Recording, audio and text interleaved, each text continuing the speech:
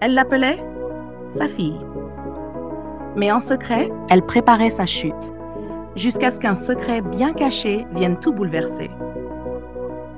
Bienvenue mes amis, dans un autre voyage cinématographique palpitant avec nous. Préparez-vous car nous vous dévoilons tout sur ce célèbre film nigérian, rempli de leçons de vie et de vérités cachées. Mais avant de continuer, n'oubliez pas de vous abonner, car de nombreuses surprises cinématographiques vous attendent. Alors, prenez votre popcorn pendant que je vous embarque dans cette expérience inoubliable. Le film commence avec une jolie et élégante jeune femme nommée Diane, qui se dépêche d'aller au travail quand sa mère, Becky, l'arrête et insiste pour qu'elle prenne d'abord le petit déjeuner. Au début, Diane refuse, mais après beaucoup d'insistance, elle finit par accepter à contre-cœur. Le lendemain, Diane travaille sur son ordinateur portable quand Becky lui apporte à manger. Diane la remercie et Becky quitte discrètement la pièce pendant que Diane commence à manger. Un jour, Diane rentre du travail l'air abattue. Becky lui demande ce qui ne va pas et Diane révèle qu'elle a perdu sa clé USB et risque de perdre son emploi à cause de cela. Becky la rassure et l'encourage. Ensemble, elles cherchent la clé USB que Becky finit par retrouver au bord du lit. Elle demande alors à Diane d'appeler son patron pour reprogrammer la présentation. Lorsque Diane commence à douter à nouveau, Becky lui redonne confiance avant de quitter la pièce.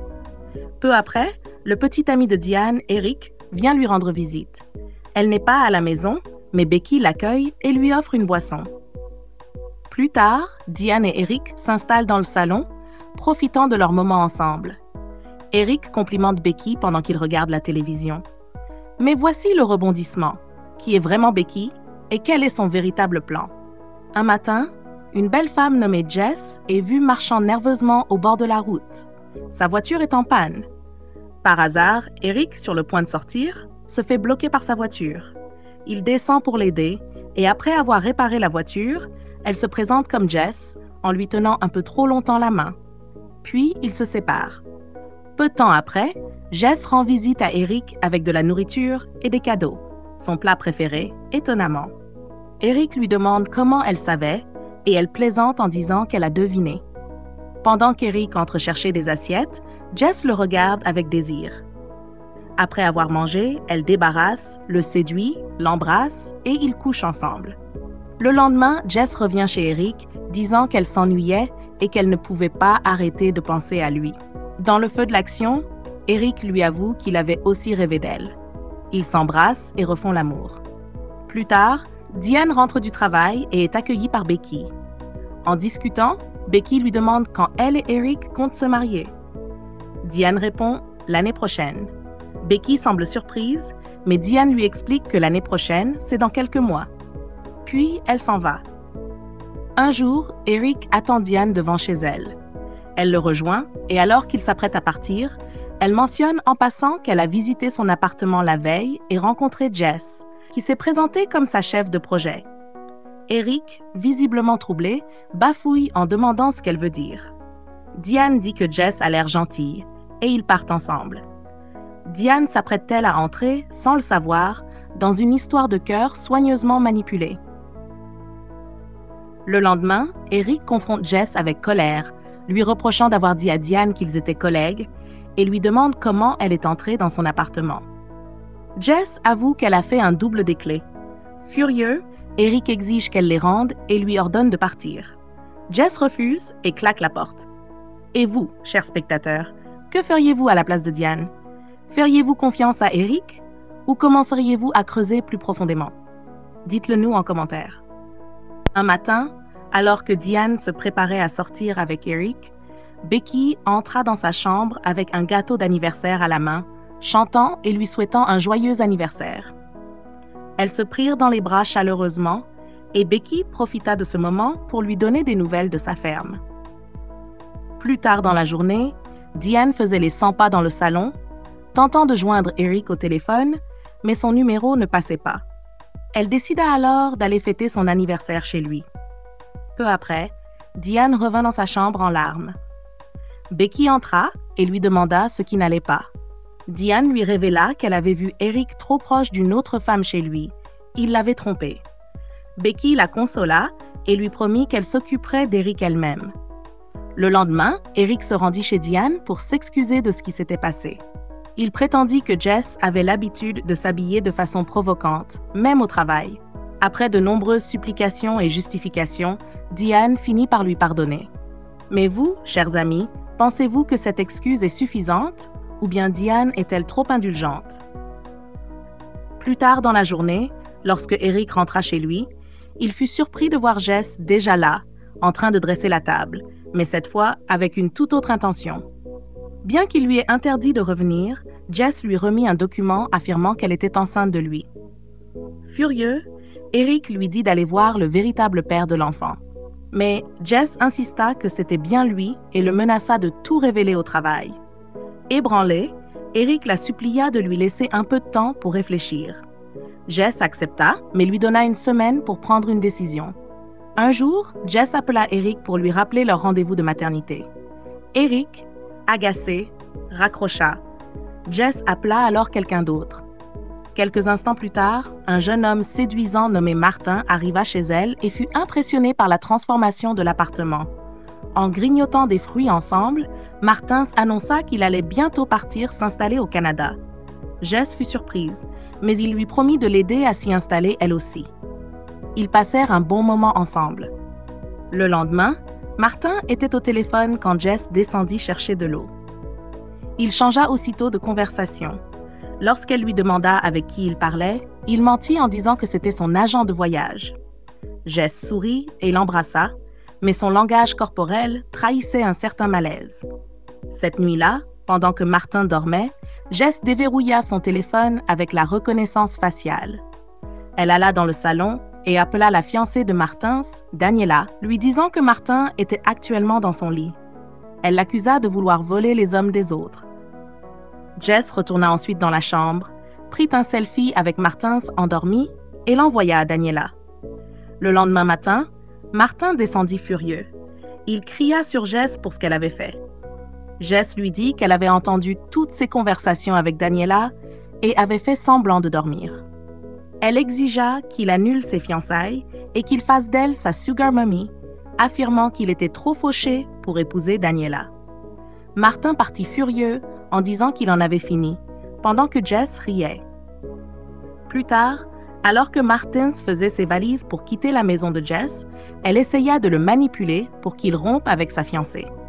Martin refusa et la menaça de tout révéler si elle s'approchait encore de sa fiancée ou de sa famille. Pendant ce temps, dans une autre scène, Diane semblait préoccupée dans sa chambre. Becky entra et lui demanda ce qui la tracassait. Diane expliqua qu'Eric agissait de façon étrange et l'évitait. Il avait même changé les serrures de son appartement sans l'en informer. Elle ajouta que chaque fois qu'elle tentait de l'affronter, il s'énervait. Becky, en colère, voulut aller le confronter, mais Diane la retint en lui disant qu'elle s'en occuperait elle-même. Le lendemain, Eric vint s'excuser pour son comportement récent. Il blâma le stress du travail. Diane lui pardonna une fois de plus. Il lui remit alors un nouveau jeu de clés de son appartement et la prit dans ses bras. Un jour, alors qu'Eric était dans son salon, Jess arriva chez lui et tenta d'ouvrir la porte, mais elle resta bloquée. Eric avait changé les serrures. Il se moqua d'elle à travers la porte, mais dès que Jess mentionna aller chez Diane pour une discussion entre femmes, Eric paniqua et ouvrit aussitôt la porte. À l'intérieur, Jess le confronta pour avoir changé les serrures. Eric lui demanda encore un peu de temps pour réfléchir, mais Jess ne lui donna qu'un jour de plus avant de partir, laissant Eric furieux et inquiet. Alors, chers spectateurs, pensez-vous que Diane finira par découvrir toute la vérité? Et si oui, comment pensez-vous qu'elle réagira? Dites-nous ce que vous en pensez dans les commentaires. Ce même jour, alors qu'Eric et Diane étaient ensemble, Eric lui proposa qu'ils partent en vacances. Mais Diane lui répondit que son congé ne commencerait que le mois prochain car elle était encore en période d'essai au travail. Eric plaisanta en lui disant de démissionner et d'aller rejoindre sa mère à la ferme. Elle rit et dit qu'elle y réfléchirait et ils partagèrent un moment léger ensemble.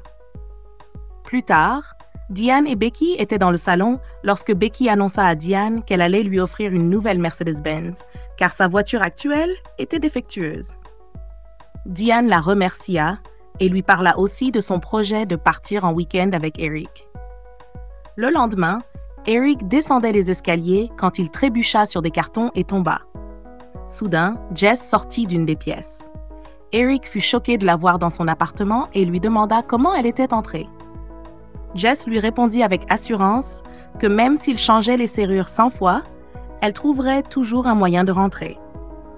Elle déclara ensuite qu'elle était venue prendre sa place légitime dans sa maison.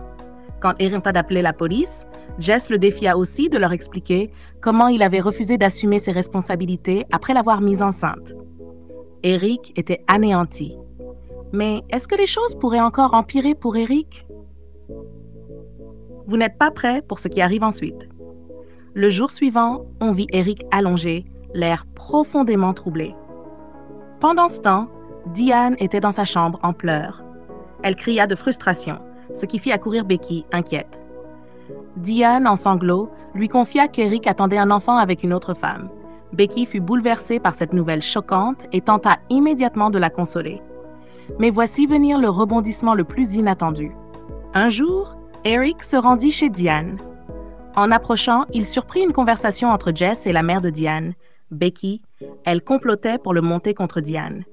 Eric resta figé, dévasté par ce qu'il venait d'entendre, puis s'éloigna silencieusement, le cœur brisé. Alors, chers spectateurs, que feriez-vous si vous découvriez que les personnes en qui vous aviez le plus confiance complotaient contre vous? Partagez vos pensées dans les commentaires. Le lendemain, Eric retourna chez Diane. Cette fois-ci, il essaya de la supplier, mais elle resta sourde à ses paroles et rentra à l'intérieur. Eric, cependant, insista et la suivit. Il se confia à elle, affirmant que c'était la mère de Diane qui l'avait piégé. Diane ne le crut pas au début, jusqu'à ce que Becky sorte. Lorsque Eric confronta Becky et révéla qu'il avait entendu sa conversation avec Jess, Diane la supplia de nier. Mais tenez-vous bien, car le rebondissement est incroyable. Becky finit par tout avouer.